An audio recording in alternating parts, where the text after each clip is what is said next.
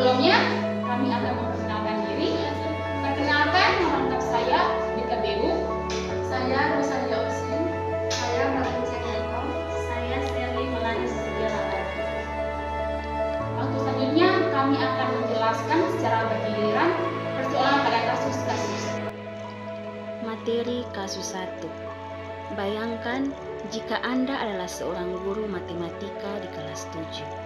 Saat ini, Anda hendak menyampaikan materi mengenai matematika sosial, yakni mencari nilai rata-rata atau min. Untuk memudahkan peserta didik dalam memahami pembelajaran, Anda mencoba untuk membuat urutan atau langkah-langkah yang perlu diikuti oleh peserta didik agar dapat mencari nilai rata-rata pada sebuah soal. Anda meminta kepada peserta didik untuk mengerjakan soal yang Anda berikan. Hasilnya, peserta didik mampu mengerjakan dengan benar sesuai dengan langkah yang telah Anda siapkan. Beberapa saat kemudian, Anda meminta kepada peserta didik untuk mengulangi soal yang sama tanpa melihat urutan pengerjaan soal, dan peserta didik mampu mengerjakannya dengan benar.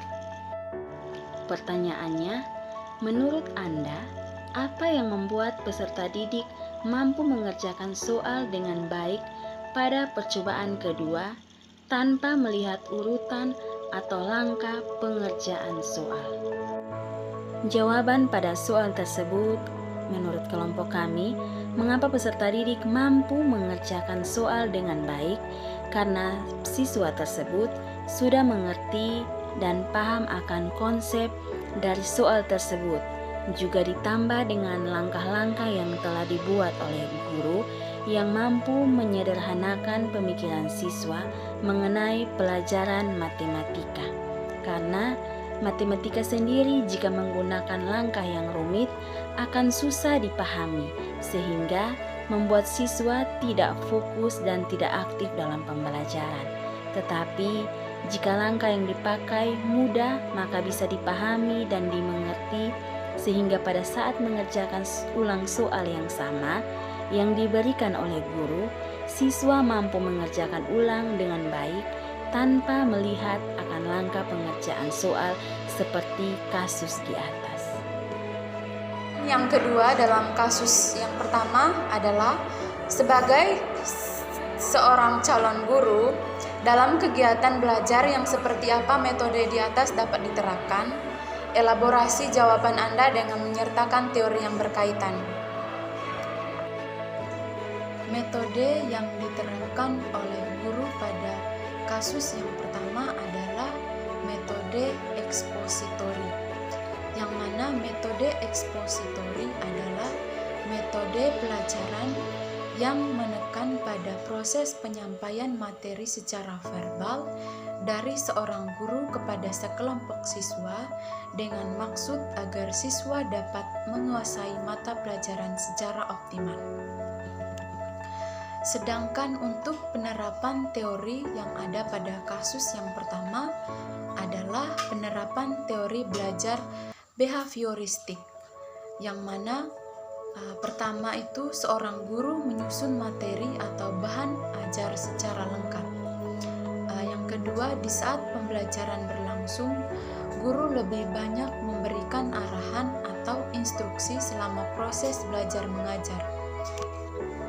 Yang ketiga, guru akan melakukan evaluasi berdasarkan perilaku murid yang terlihat. Misalnya, guru memberikan apresiasi atau reward kepada murid yang telah mengerjakan soal matematika dengan baik dan benar.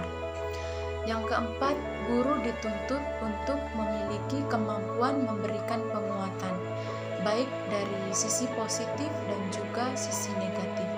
Misalnya setelah murid selesai mempelajari topik 1 pada mata pelajaran matematika, guru memberikan penguatan berupa contoh-contoh yang positif kepada siswa agar siswa terus belajar dan memperhatikan berbagai materi pembelajaran. Selanjutnya, saya akan menjelaskan persoalan pada kasus 2.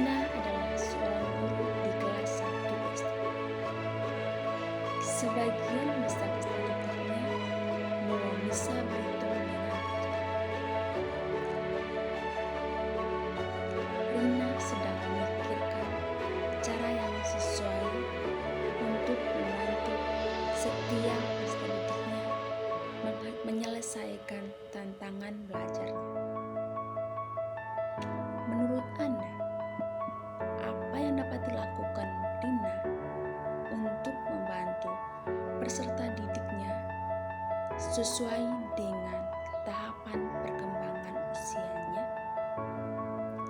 Tantangan belajar yang dihadapi peserta didik kelas 1 ini adalah belum bisa berhitung dengan lancar. Rina memikirkan cara yang tepat untuk mengatasi persoalan ini dengan melihat tahapan perkembangan usia. Peserta didik kelas 1 SD yaitu berusia 7 tahun.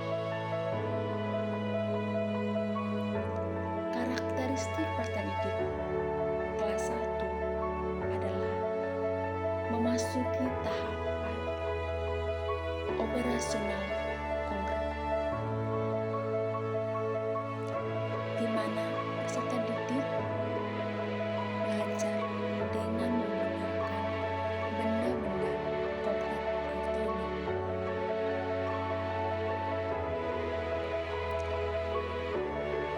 Untuk mengatasi dan membantu meningkatkan kemampuan berhitung peserta didik, guru harus memberikan pengajaran dengan menggunakan benda-benda konkret adalah benda-benda yang diamati, dilihat dan dipegang secara langsung oleh peserta didik seperti buku, pena, kursi, dan meja. Selain itu, guru harus menyajikan pembelajaran secara menarik dan menyenangkan sehingga peserta didik tidak bosan dan senang untuk belajar. Mengapa Anda menyarankan hal tersebut? Elaborasi jawaban Anda dengan menyertai teori yang berkaitan. Kami menyarankan guru harus memberikan pembelajaran dengan menggunakan benda-benda konkret karena sesuai dengan tahap perkembangan peserta didik kelas 1 SD. Sebelum guru memberikan pembelajaran, pentingnya guru mengenal karakteristik peserta didik dengan baik. Itulah pentingnya seorang calon guru belajar tentang mengenal peserta didik. Teori yang berkaitan yaitu teori perkembangan kemampuan manusia berkembang secara berangsur-angsur atau bertahap. Menurut teori Piaget tahun 1954, terdapat 4 tahapan perkembangan kognitif, yaitu yang pertama, tahap sensori motorik berkisar pada usia baru lahir sampai usia 2 tahun.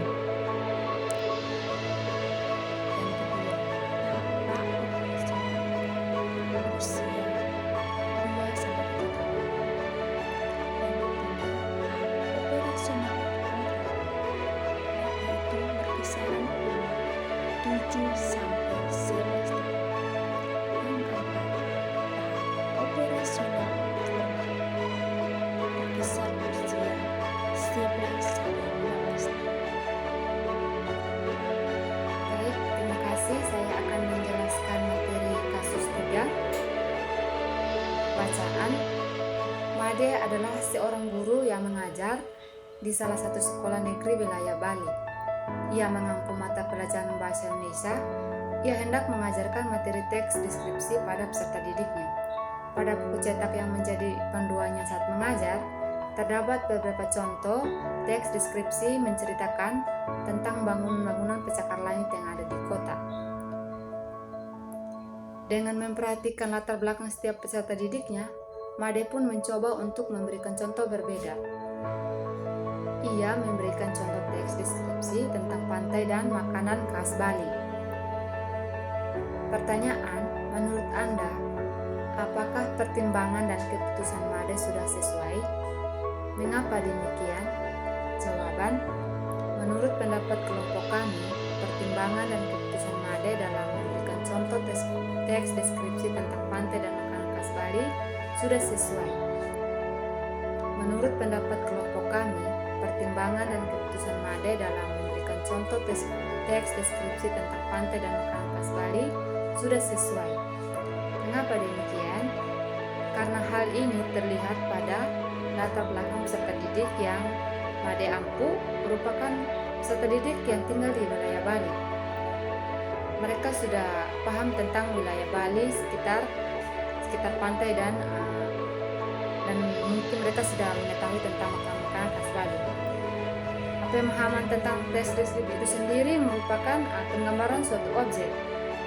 Nah, objek yang Made berikan kepada peserta didik ini merupakan objek yang terhubung langsung dengan dunia nyata dan kehidupan sehari-hari peserta didik, sehingga peserta didik tidak merasa asing dan langsung membayangkan tentang penggambaran objek tersebut. Maka peserta didik akan lebih mudah memahami konsep dan materi yang diberikan. Pertanyaan yang kedua, prinsip apa yang Made gunakan dalam kasus tersebut? Elaborasi jawaban Anda dengan menyertakan teori yang berkaitan. Jawaban, prinsip yang digunakan oleh Made dalam kasus tersebut adalah prinsip konstektual. Konstektual itu sendiri merupakan suatu model yang melibatkan berbagai elemen seperti waktu, tempat, dan latar belakang budaya. Prinsip konstektual juga merupakan pembelajaran yang mengaitkan materi yang diajarkan dengan dunia nyata peserta didik dengan mendorong peserta didik membuat hubungan antara pengetahuan yang dimilikinya dengan pengetahuan sehari-hari. Maksudnya di sini pengetahuan yang dimilikinya dengan kebutuhan sehari-hari, peserta didik diajarkan untuk menghubungkan antara pengetahuan yang diperoleh dari sekolah yang diajarkan oleh guru dengan menghubungkan dengan pengetahuan yang sering dijumpainya sehari-hari. Seperti di atas tadi menceritakan, Made memberikan contoh untuk mendeskripsi makanan khas Bali dan pantai. Nah, di sini mereka mengaplikasikan pengetahuan mereka dari tentang deskripsi teks ke pengetahuan sehari-hari yang mereka hadapi. Nah, prinsip ini sejalan dengan teori konstruktivisme yang dikenal oleh Szymanski. Konstruktivisme itu sendiri aktivitas yang aktif di mana peserta didik membina sendiri pengetahuannya, mencari arti dari apa yang mereka pelajari dan merupakan proses menyelesaikan konsep dan ide-ide baru dengan kerangka berpikir yang telah ada dan memilikinya. Nah, di sini mengatakan konstruktivisme itu aktivitas yang aktif. Artinya, di sini peserta didik mereka bergerak aktif dalam mendeskripsikan sebuah teks, yaitu tentang makanan khas Bali dan pantai. Mereka membina sendiri pengetahuan dalam bentuk menciptakan teks untuk mengembangkan lebih dalam lagi atau lebih luas lagi tentang apa yang mereka pelajari, untuk menyelesaikan untuk membentuk konsep atau ide-ide yang dari kerangka berpikir mereka yang mereka miliki untuk lebih dikembangkan lagi di kehidupan sehari-hari mereka.